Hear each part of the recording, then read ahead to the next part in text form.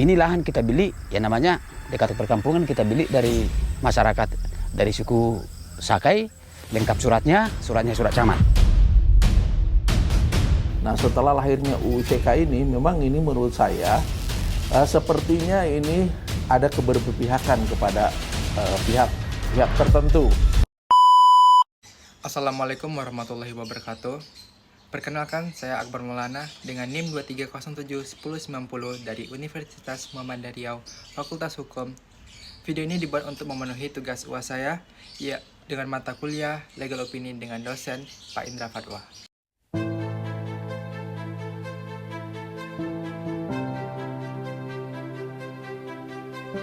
Pada kali ini saya akan membahas tentang permasalahan TNTN. TNTN merupakan Taman Nasional Tesenilo yang berada di Provinsi Riau. Taman nasional ini merupakan salah satu taman hujan tropika dataran rendah yang tersisa di Sumatera dengan keanekaragamannya. Taman Tesenilo ini merupakan salah satu habitat yang sangat penting bagi flora dan fauna, termasuk gajah dan harimau yang ada di Sumatera. Permasalahan utama Taman Tesenilo saat ini adalah tergerusnya hutan secara masif, terutama akibat perambahan dan konversi lahan menjadi kebun sawit ilegal.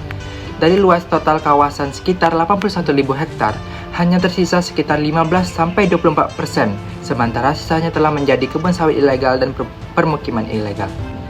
Upaya penertiban lahan dengan menyegel kebun sawit ilegal sudah dilakukan, namun menimbulkan konflik dengan masyarakat sekitar yang hidup di dalam kawasan dan menolak regulasi. Selain itu, aktivitas perambahan tidak hanya dilakukan oleh masyarakat sekitar, tetapi juga diduga kuat melibatkan perusahaan besar yang memegang konsesi hutan.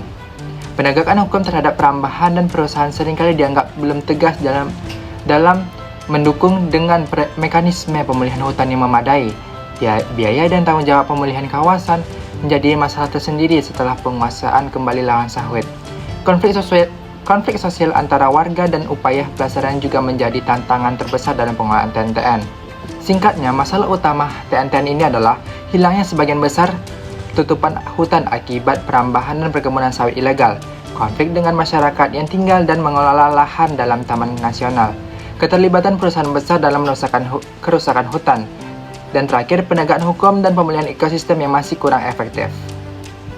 Solusi yang saya dapat untuk permasalahan Tesenilo ini dilihat dari dua aspek, yaitu pemerintah dan masyarakat. Solusi tepat untuk menangani permasalahan Tesenilo ini harus melibatkan peran pemerintah dan masyarakat secara sinergis dengan pendekatan komprehensif sebagai berikut. Dari pemerintah, saya pikir melakukan penegakan hukum terpadu dan tegas terhadap aktivitas ilegal seperti penebangan liar dan kebun sawit ilegal melalui operasi gabungan aparat penegak hukum dan Satgas penertiban kawasan Satgas PKH, dan membentuk dan menguatkan tim rehabilitasi ekosistem untuk melakukan rehabilitas hutan dan restorasi ekosistem secara berkelanjutan. Yang ketiga, mendorong partisipasi aktif masyarakat lokal dan mendatangkan dalam pengelolaan dan konservasi kawasan melalui penguatan kapasitas, edukasi, serta kolaborasi dengan pemerintah daerah. Dan terakhir, menjalankan mekanisme regulasi warga yang tinggal di dalam kawasan secara adil dan manusiawi, dengan memberikan alternatif penghidupan agar menekan ketegangan sosial.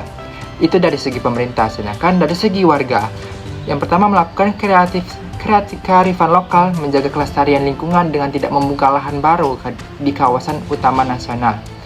Yang kedua ada sinergi dengan pemerintah dalam program konferensi dan rehabilitas, misalnya dengan berperan aktif dalam patroli hutan dan kegiatan ekowisata yang mendukung pelestarian. Yang ketiga, menerima dan mendukung proses regulasi secara adil dengan memanfaatkan peluang kehidupan alternatif yang diberikan pemerintah. Yang terakhir adalah penerapan praktik pertanian dan kehutanan berkelanjutan di luar kawasan Taman Nasional untuk mengurangi tekanan terhadap hutan. Kesimpulan dari simpulan yang dapat saya bahas tentang permasalahan TNTN ini adalah terkait solusi penanganan permasalahannya adalah bahwa keberhasilan pelestarian kawasan ini sangat tergantung pada sinergi penegakan tegas pemerintah dalam penegakan hukum dan rehabilitasi ekosistem, serta keterlibatan aktif masyarakat lokal.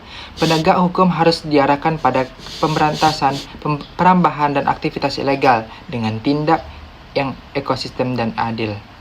Dengan demikian, konservasi Taman Nasional tidak hanya soal perlindungan alam semata, tetapi juga integrasi aspek sosial, ekonomi, dan keadilan lingkungan yang berkelanjutan, agar kawasan ini dapat pulih dan tetap lestari sebagai habitat satwa langka serta paru-paru dunia. Terima kasih. Mungkin itu saja yang dapat saya sampaikan tentang opini saya permasalahan TNTN ini. Apabila ada yang salah, mohon dimaafkan. Wassalamualaikum warahmatullahi wabarakatuh.